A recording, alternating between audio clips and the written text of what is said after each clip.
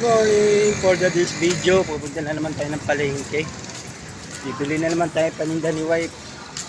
Laag tayo. Yan. Medyo malayo-layo palalakarin natin. Dito tayo sa may pinakakanto para bumili ng mga paninda. Mga sweet ball, fish ball, kikiam, yan. Siyempre, kailangan ng mga mantika, mga pansahog yan. Yung mga sibuyas, yan. Asukal, stick. Kailangan yan. Gagala muna tayo sa pinaka-kanto. You know, ito yung prutas, oh. Wow, mga prutas, oh. Mangga. Mga saging. Yan, galing sa, ano natin eh, sa farm. Binenta natin. Ito pa, oh. Dahil prutas, oh.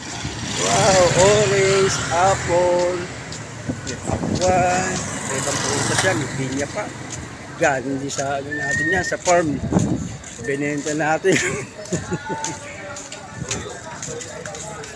Joke lang.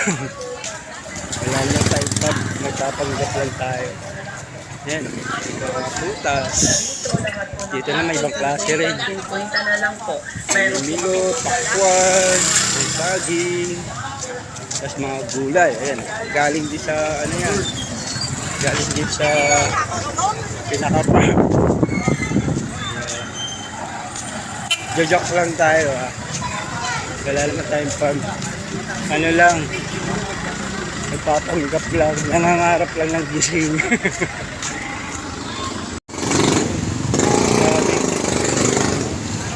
Daming tao ngayon sa palengke. Sunday pa lang ngayon, kaya maraming tao. Yan, malapit na tayo sa bibilihan natin. Pasok tayo dito sa eskinita. Pancit canton, mantika kasi. May ibang bibili dito. Supal, yan. 16 ounce yan na ordinary. Ano, didilogo ng dara? Ha? Didilogo din dara. Ano na? Dito na tayo sa palengke. Bibili na tayo ng ating paninda.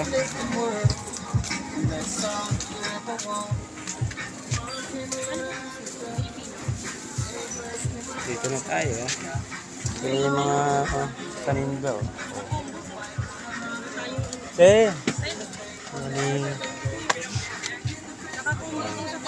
Dito na tayo sa bilang ng mga kikiam, fishball, supo.